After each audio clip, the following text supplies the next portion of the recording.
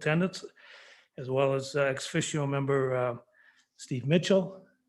And I know there's Fritz here, so our other ex officio member is here.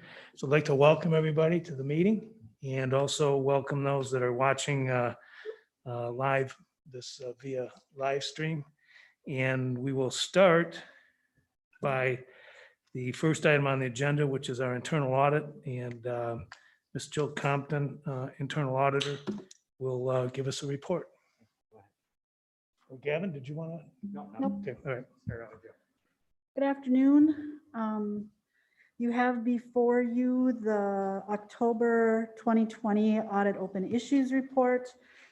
This should be the fastest report I've ever given because while I continue to work with the controller and other managers in the university to monitor key controls, there have been no audit reports issued since the last time we met. So we have 3 housekeeping items. There are 2 compliance reports that were successfully issued since the last time we met. And in the issue of chemistry lab safety, we have a process now to move all the expired chemicals to a central location, and those are being moved off campus twice each year, which was what the recommendation was. Any questions about the closure of these audit issues? Any questions from the committee? No. If not, we'll accept a motion. I move to accept the report as written. Is there a second? Second. Is there any discussion? Hearing none, all those in favor of the motion, say aye. Aye. Aye. Those opposed? The motion passes. Thank you very Thank you. much. Thank you, Jill. you. We'll now have Gavin give us an update on the budgets, our Vice President of Finance and Administration. Gavin? All right, thank you, Steve, and thank you, Jill. You have before you the materials you were provided regarding the general fund budget, designated fund budget, auxiliary budget, and housing and residence life budget. Regards to the general fund budget, we did the budget process a little later this year because state appropriation was quite late and getting it to the end of September. And it gave us more time to put the pieces together based on what we were actually going to receive. The overall budget that you've been presented is a 1% reduction in our budget from last year. And this 1% is a result of several factors. One is we had a flat state appropriation for this year. And basically it's a little, although on the sheet it shows a little up, that's an adjustment from actual. We had a decline for Indian tuition waiver this year of about 89,000, but a prior year, the appropriation wasn't set until after our budget, which produced 122,000 or a net of 33,000. With regard to tuition and fees, we had set that previously in June, and we did steps to mitigate the fall, so the net effect to students would be 0 in the fall. But then we also, for this fall, experienced an enrollment decline. And so you see an overall decline in tuition revenue as far as budget, 1.1%. But with the additional institutional aid we're providing students, that went up 1.4%. To account for those factors on the resource side of the budget, we instituted some strategic budget reductions. We implemented an early retirement program that produced about $1.8 million in savings this year. And in addition, we incorporated the initiatives that have been passed by the board earlier this year in the overall budget. And then we had implemented some strategic budget reductions. And the result of this was close to balancing the budget. We have about 1.98 million targeted to be used as reserves to balance this year's budget. And it would, by the end of next fiscal year, that would balance out in total. So that's the budget we have before you. And I'd open it for questions on the general fund budget. We'll look at these individually. So Gavin's going to take questions after he does each one. Yes, and at the very end, then we'll ask for a motion on all of them. So. Yep. I'm fine. Bob? I'm good too, based on the information you've already provided us in depth. So Okay, good work. thank you. Let's move on to the designated fund budget. And one theme you'll see throughout this is COVID has had an impact, especially on designated operations as well as our auxiliary and housing operations. On the designated fund budget, you're going to see an overall decline of 10.8% in the budget. The primary factors impacting that budget were a decrease in ticket revenue for athletics, because this year we pretty much aren't having, first of all, we haven't had the athletics in the fall. Some should start up in the winter, but they probably will not have many fans, if any, at those events. So that's a fairly significant decline in this year's budget for athletic ticket revenue of about $600,000, as well as some other programming fees for the Dome. And that's really all due to COVID restrictions on their budget. In addition, PEEF memberships are going to be down, and also due to COVID restrictions for this fiscal year. So the overall impact on the revenue side of the budget for the designated fund is a decline of 10.8%. They're addressing that. We had some early retirements through that early retirement program to help address those costs, reduce temporary labor. And then some of these things also result in a reduce in supplies. And then the other piece is some internal departmental billings would decline. The combination of those would bring that overall budget into alignment, except for about $149,000, which will be an additional transfer needed to support athletics for this year as a result of the COVID restrictions. Any questions on the designated fund budget? I had one, Gavin, on the fees. Yeah. What are we doing on the fees there? As far as the athletic, student Yes. athletic fee, Yeah. yeah, we are looking at providing a credit for the fall semester for the student athletic event fee. Again, that covers 12 semesters at the university, so we are looking at returning 1/12 of that fee. It's a front-end fee that you pay as you enter the university. And that's incorporated in the overall budget totals here. So that's in these numbers then? Yeah. Okay, thank you. Bob or Jim? I'm good. I just want to acknowledge and thank the administration for ensuring that our fees are adjusted to reflect the current state of affairs due to COVID. So a lot of universities out there are not doing this, and I'm glad that we're being proactive in fairly adjusting these fees for our students. Thank you. Yeah, those should probably be out in the next few weeks. Matt's working with our financial services office to get those credits issued. Great. Yeah, and I appreciate that too. And I know Trustee Mahaney actually brought that to our attention. So I appreciate the work of the administration on addressing that. So thank you. All right. Should I move on to the auxiliary services budget? Yep. Okay, auxiliary services, you'll see an overall budget reduction of 4.1%. Most of there's two pieces that are really impacted significantly. One is this year we used Spalding Hall as a quarantine hall. So last year we had several hundred students in that hall.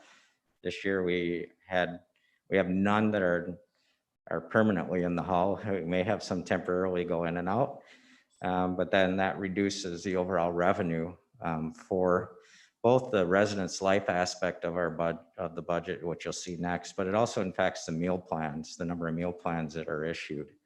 And so there's about a 7.8% decline in meal plans in the residence halls. And the other area that's been really impacted is, the restrictions on congregations. So we've been, basically have not been able to have many events on campus this year and in the Northern Center or other areas where they generate dollars, both from catering and room rentals. So you see about a 19.9% decline overall in their budget. And again, they reduced the number of FTEs in their budget, and they also reduced some supply cost. Obviously, with the reduction in meal costs comes reduction in the number of meal plans results in cost of goods sales going down because you're not selling as many meals, but then other supply costs associated with producing meals and running events also reduced the budget. And finally, since they've just completed some major renovations over the last 3 years, there was a scheduled decline to happen in their reserve and maintenance budget for the operations. So taking all those factors in account, they were able to bring their budget in line with a 4.1% decrease in their overall budget. Any questions on that one? Yeah, I had a chance to kind of walk around campus yesterday with my wife, and you know, for the University of the Future, you have to be nimble and pivot. And I was just impressed on how quickly dining pivoted from, you know, on-site eating to the app which you developed, that students just order their meals and they walk up and wait 5 to 15 minutes and meals are there and away they go. And it was just encouraging to see. I appreciate that. And they worked hard on that with our IT staff, and I think we're even getting more creative as the time goes on with even for the future. You know, do you see, deliveries to rooms and other things happening through the apps? You know, we're taking what we're doing now and looking at how we can apply it, down the road to keep improving service everywhere. But I appreciate, Jim, you bringing that up. And a lot of those new ideas that we're pivoting to probably will never go away. I mean, they're going to be built into the campus of the future. Yeah. Very good. Gavin, on the quarantine hall, which we have to keep that open. Mhm. Are there any ongoing costs associated with that, even if there's nobody in it? There is ongoing costs, obviously just to keep it open without anybody in it, you have utility costs that you're incurring, but then we have to do additional cleaning in the halls. And then we've been reassigning people to deliver meals to that halls as well as other supplies. So there are some costs that we're incurring just having it open. But again, you just want to make students during the quarantine hall be as comfortable as they possibly can. I mean, obviously it's a tough experience when you have to be quarantined, and we're just trying to provide them with whatever we can to make it as comfortable a stay as possible. Well, and I guess the reason I'm asking is I think everybody's done a great job on that aspect of it. Oh, yeah. And even though there might be some ongoing costs, those are probably worth it because of the good publicity we're getting in terms of how we're handling students that are quarantined versus other universities that have run into all kinds of problems with the facilities that are being used. Yeah, appreciate that, Steve. Okay, anything else, Bob, you got? Bob, Nope, or I'm Jim? set. And then the final budget is the Housing and Residence Life budget. And as I sort of mentioned previously, all these were being impacted by COVID. Theirs is about a 13.5% decline. Really, most of theirs is associated with Spalding Hall being closed. That's a majority of their loss in revenue. And again, they had a staff retirement as well as some other reductions in open positions, and just focused on reducing their reserve expectations. We've been trying to ramp that up over the years. We're gonna have to decline it a little bit this next year. But we still feel it's within reason. It's probably actually more normal level this coming year. But again, they have to maintain all their own facilities. So we try to ensure that they have the dollars available for future repairs and renovations. But overall, their budget is a 13.5% decline. And you can see the impact of all those on the attached materials. Any questions on the residence life? None here. Jim, you okay? All right, then we Steve, we need a motion on those budgets. Yep, we're gonna take these all as one, right, Gavin? Yeah. And so we need a motion to approve the budgets, which Gavin just discussed. Mr. Chairman, I would make that motion Support. as submitted. Thank you. It's been moved and supported. And any further discussion? I would just like to acknowledge all the hard work that's gone into the preparation of all these budgets. When I think back to when COVID first hit and the financial impact as we, as